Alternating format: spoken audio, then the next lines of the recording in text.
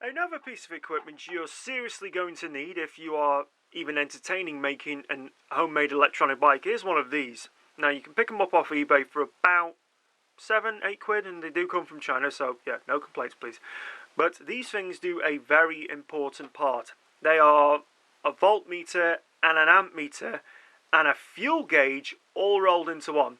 You see, when this thing is on, it will show you how many volts are left in your cells, which is very important because you don't want to start hammering cells when they drop below a certain overall voltage. It'll measure how much power you've consumed, so if you're mathematically minded, you can work out how much fuel you've got yet left. Say you work on a 1 kilowatt principle and you use 800 watts of power, you know you've got 200 left to play with, and after that anything you're risking battery damage.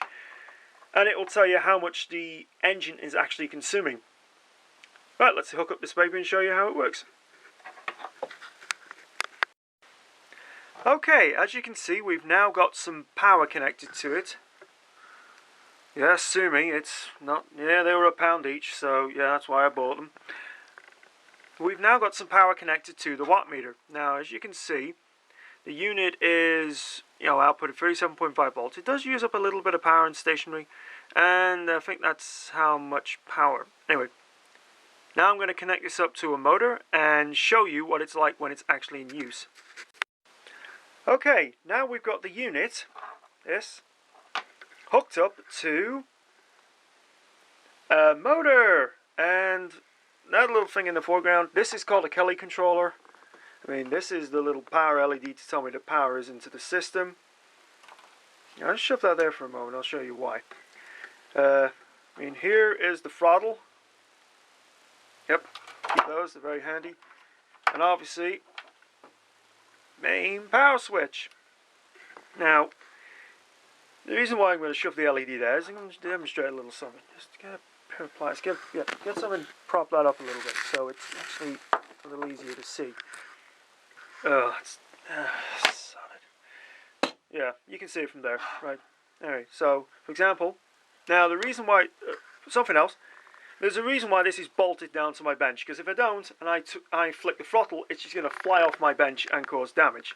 So as you can see, at the moment, just the unit is consuming power. Switch this on.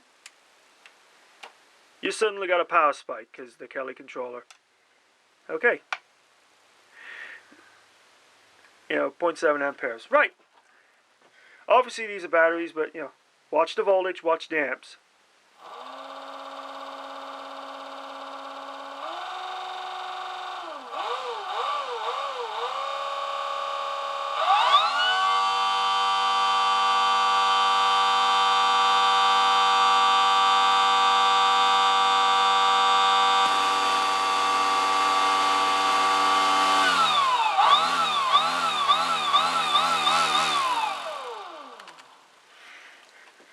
Yeah, as you can see, it measures the amount of energy consumed. In here, I'm just going to twist the throttle, show you again, yeah. And I'm going to show you the motor in action, just to prove I'm not lying.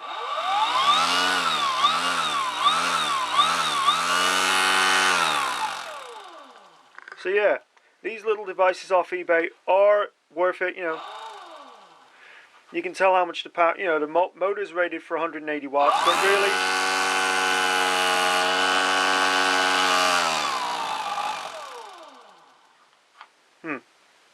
oh, it's knocked the power off, yeah. Okay, yeah.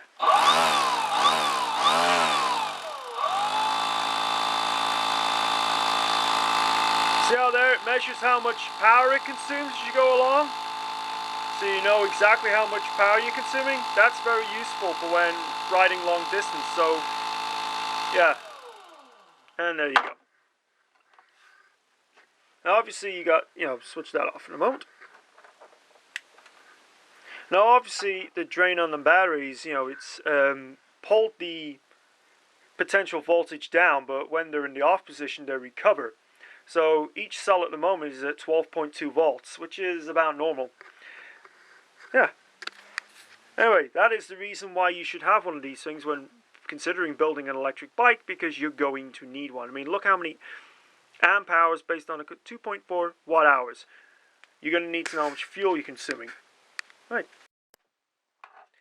The only downside about these things that is probably, it actually is worth mentioning, is these things are only work when you have power connected to them. The moment you disconnect the power, they shut down. I'll show you now by disconnecting the negative terminal, and power goes. Yeah, so once these things are on, I mean, these things are rated up to 60 volts and 100 amp hours, 100 amperes of power, so unless you're running a bike of over 60 volts and over 100 amps drawn, which is highly unlikely, because if you're going down that road, you're going to need some serious equipment, then I'd recommend these things.